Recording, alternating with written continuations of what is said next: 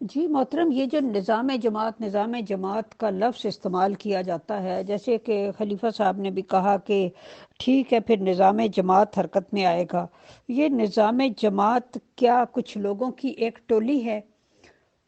کیونکہ کسی نے مجھے یہ بتایا کہ یہ جو نظام جماعت ہے، اس نے جب یہ دیکھا کہ یہ جو خلیفہ صاحب ہیں یہ آ،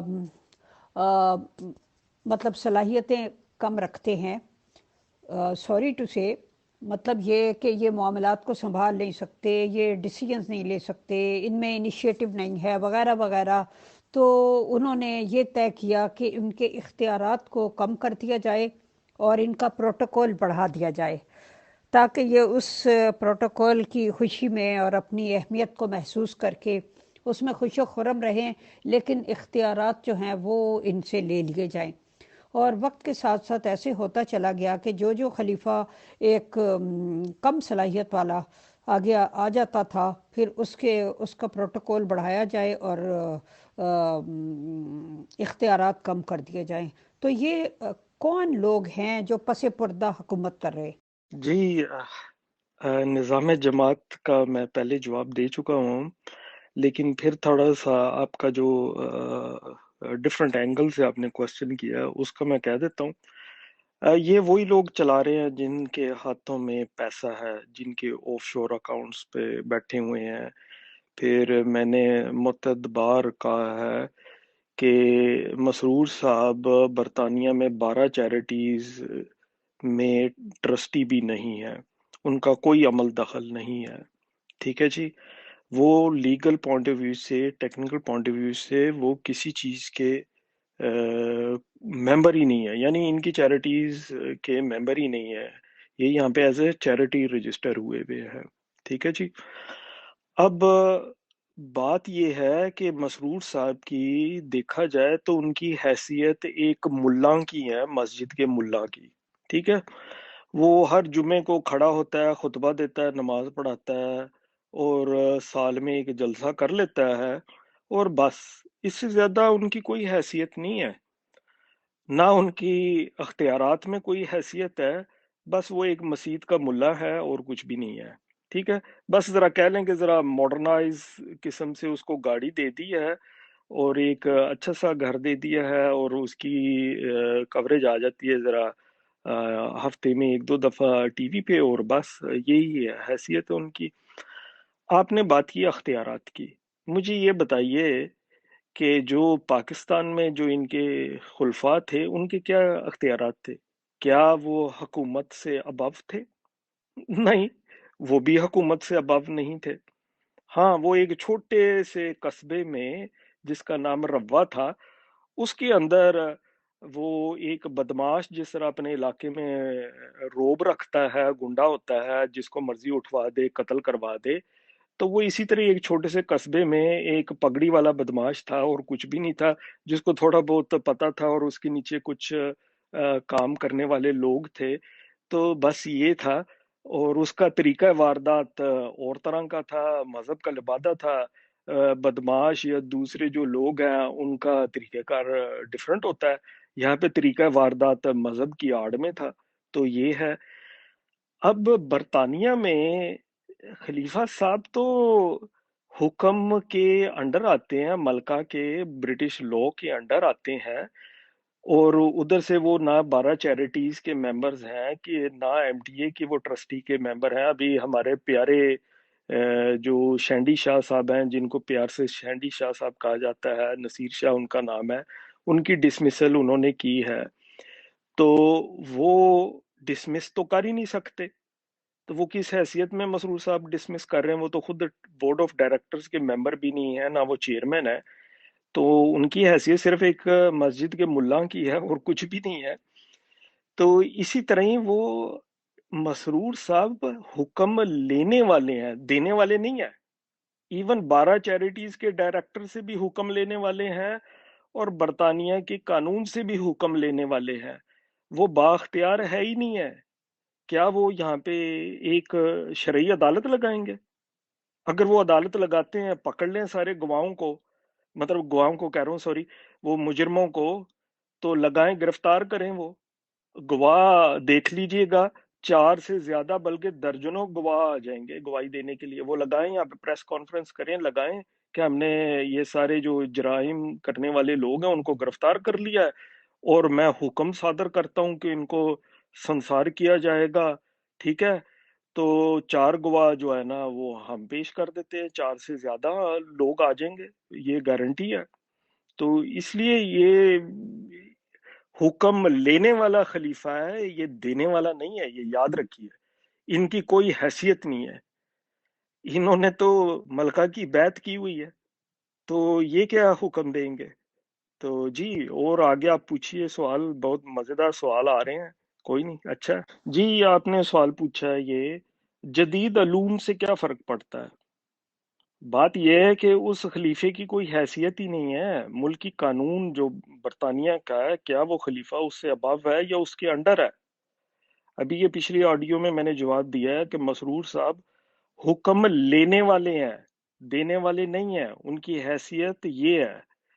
تو اس لیے چاہے جدید علوم والا بھی خلیفہ لے آئے، جو مرضی لے آئے، اس سے کوئی فرق نہیں پڑتا، اس کا بینیفٹ صرف چند لوگوں کو جاتا ہے جو اوپر بیٹھے ہوئے ہیں۔ عام انسان کی حالت کیسے بدلے گی؟ کیا ان کے نیچے پولیس فورس ہے؟ کیا یہ کوئی ملک رکھتے ہیں؟ کیا ان کا کوئی حکومت میں عمل دخل ہے؟ بالکل بھی نہیں۔ ان کی گزر بسر کیسے ہوتی ہے؟ جتنے لوگ بینیفٹ پہ بیٹھے ہوئے ہیں، خیرات کھانے والے ہیں، ان سے پیسہ سارا کٹھا ہو کے بڑے فقیر کو جاتا ہے جس کا نام خلیفہ ہے۔ تو وہ مجھے بتائیں اس کی کیا حیثیت ہے، ان کی کیا انڈسٹری چل رہی ہے، اور کیا ان کی انوویشن ہے؟ دیکھیں، دنیا میں جتنے بھی مذہب آئے ہیں انہوں نے کوئی نہ کوئی سیولائزیشن میں کنٹریبیوٹ کیا ہے، انوویشن میں کنٹریبیوٹ کیا ہے، کچھ نہ کچھ ان کا عمل دخل ہے۔ مجھے یہ بتائیں 130 سال سے ان کی کیا انوویشن ہے، سوائے چندے، قبروں کے بیچنے کا نظام، لوگوں کو ڈرانے دھمکانے کا نظام، اس کے علاوہ اور کیا ہے؟ اور یہ ساری بینیفیشری یہ لوگ خود ہیں۔ تو اس سے کوئی فرق نہیں پڑتا، جیسے مرضی خلیفہ لے آئیں۔ میں نے پھر اسی بات پہ جانا ہے، وہ یہ ہے کہ خلیفہ حکم لینے والا ہے، دینے والا نہیں ہے، یہ ہے باٹم لائن اس سوال کے جو ہے نا جواب میں۔ جی، ہر طرح سے حقوق کی پامالی چلتی چلی آ رہی ہے، اتصال ہر طرح سے ہے، نفسیاتی طور پہ بھی ہے، عزتوں کا بھی ہے، اولادوں کا بھی ہے، اور دولت کا بھی ہے، وقت کا بھی اتصال ہے۔ ہر لحاظ سے آپ کسی بھی اینگل سے دیکھ لیں، آپ کو یہی نظر آئے گا۔ اور جو بیچارہ ان کو ماننے والا ہے اس کو ملتا کیا ہے؟ کچھ بھی نہیں۔ مجھے بتائیں کہ کیا بینیفٹ اس کو ملتا ہے، ذرا مجھے ایک اگزامپل دیں، کس چیز کا اس کو بینیفٹ ملتا ہے، کیا ایڈوانٹیج ہے احمدی ہونے کا یا ان کو ماننے کا؟ مجھے بتائیے کیا ایڈوانٹیج ہے جو دوسروں کو حاصل نہیں ہے؟ وہ صرف یہی بتائیں گے ہم نے مرزا صاحب کو مان لیا، تو پھر یہ کیا ایڈوانٹیج ہے؟ تو یہ سوچنے کا مقام ہے، جو لوگ اس گندگی میں پھنسے ہوئے ہیں ان کو سوچنا چاہیے۔ جی، میرا خیال ہے کہ میں نے آپ کا یہ جواب دے دیا۔ اس کا مطلب تو یہ ہے کہ ان کا نام اور ان کا جو عہدہ ہے وہ محض ایک ربر سٹیمپ کے طور پہ کچھ پیچھے چھپے ہوئے طاقتور لوگ یوز کرتے ہیں، جس کی وجہ سے ظاہر ہے برائی ان کو سننی پڑتی ہے، لیکن پیچھے یہ فیصلے کرنے والے کوئی اور لوگ ہیں۔ اور وہ بالکل اسی طرح ہے جیسے کسی بھی ملک میں مہنگائی ہو یا اور کرائم ریٹ زیادہ ہو جائے تو اس ملک کا جو بھی حکمران ہے لوگ تو اس کو گالیاں دیتے ہیں، انہیں نہیں پتا کہ یہ محکمے بیچ میں کیا کیا کر رہے ہیں اور ان کی کارکردگی زیرو ہے۔ وہ تو سمجھتے ہیں کہ ایک جو حکمران ہے، پرائم منسٹر ہے یا پریزیڈنٹ ہے، جو بھی ہے، اس کو چاہیے کہ وہ یہ سارے محکموں کی بھی اگر خرابی ہے تو وہ ٹھیک کرے، کیونکہ ہم نے تو اس کو ووٹ کیے تھے، لوگ تو یہ سمجھتے ہیں۔ تو اسی طرح سے شاید پھر یہ سلسلہ بھی ہے۔ میں یہ سمجھتا ہوں، آپ نے یہ بات کی ہے نا، یہ چیریٹی یہاں پہ رجسٹرڈ ہے، یہ state within the state نہیں آپریٹ کر سکتے۔ دیکھیے انہوں نے قضا بورڈ بنایا ہوا ہے، اب تو خیر وہ بھی آپریٹ نہیں ہوتا، اس کی کوئی حیثیت نہیں ہے، لوگوں نے کورٹ میں جا کے ان کے اگینسٹ ڈیسیزن لیے ہوئے ہیں۔ اب تو یہ لیٹر بھی ایشو نہیں کرتے، اگر لیٹر ایشو کرتے ہیں اس کے اوپر باٹم پہ اس کے ڈسکلیمر لکھا ہوتا ہے. تو اب بتائیے کہ ان کی حیثیت کیا ہے. میں تو یہ سمجھتا ہوں یہ کسی بھی قسم کی کوئی چیز انفورس نہیں کر سکتے. اصل میں انفورس چیزیں پتہ کیسے ہوتی ہیں؟ جب آپ عقیدت میں اندھے ہوتے ہیں، بلا وجہ آپ بس ان کو مان رہے ہیں، آپ اس کہہ لیں کہ نظام کو مان رہے ہیں جس کی کوئی ملکی قانون کے تحت کوئی حیثیت نہیں ہے، بلکہ آپ سے یہ بریچ آف لا کرواتے ہیں، پھر آپ پھنس جاتے ہیں. جو لوگ ان کی مانتے ہیں باتیں وہ بریچ آف لا کرتے ہیں. ابھی میں ایک اگزامپل دیتا ہوں.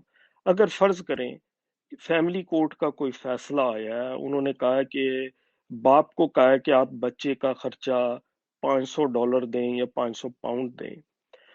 تو اب وہ خاتون ہے ان کے قضا بورڈ میں چلی گئی، نہیں جی £500 کی بجائے £700 ہونا چاہیے، مجھے یہ ملنا چاہیے. اس طرح کرتی ہے. اب وہ بلاتے ہیں، وہ بیچارہ آدمی ہاتھ جوڑ کے چلا جاتا عقیدت میں کہ کہیں اخراج نہ ہو جائے. اخراج پہ بھی میں بات کرتا ہوں، اخراج نہ ہو جائے. وہ چلا جاتا ہے اور یہ اس کو کہتے ہیں نہیں تم £1000 دو. وہ کہتا ہے بھائی میرا تو گزارا نہیں ہونا خود کا، میں کیسے کروں؟ نہیں نہیں تم نے یہ کرنا ہے. بات یہ ہے کہ وہ ڈر سے جیسے کیسے بھی ہے، جو بھی، چلو 1000 نہیں دیتا 800 دے دیتا ہے. اب وہ مان لیتا ہے. اب یہاں سے فیملی کورٹ کا آرڈر ہے، آپ کو جو بتایا وہ کرے. اگر خاتون کو پرابلم ہے تو وہ کورٹ میں جائے، اس آرڈر کو ریوائز کرائے، اپنے سولیسیٹر کو کہے تاکہ ریویژن اس آرڈر کا ہو سکے اور وہ کریں. اب وہ بریچ آف لا یہ کرواتے ہیں، پھر اسی آدمی کی یہ خود رپورٹ کرتے ہیں، اس سے کاپی لے لیتے ہیں، اسی آدمی کی رپورٹ کرتے ہیں کہ دیکھو جی اس نے یہ کر رہا ہے، یہ آدمی اس طرح کر رہا ہے. یعنی اس آدمی کو ایک تو فائنینشنلی مارا، پھر اس کے اوپر اطلاع کر کے اداروں کو اس آدمی کو اور کہہ لیں کہ رگڑا لگواتے ہیں، اس کو ذلیل کرواتے ہیں اور اس کا بھرکس نکالتے ہیں. اس لیے اس شیطانی نظام سے باز آئیے اور ملکی قانون جو ہے وہ ایکول رائٹس دیتا ہے، جو لوگ ہیں اس ملک کے شہری یا جہاں پہ بھی آپ رہتے ہیں ان کو دیتا ہے. تو بات یہ ہے کہ ان کی کوئی حیثیت نہیں ہے، state within the state اس کی کوئی اجازت نہیں ہے.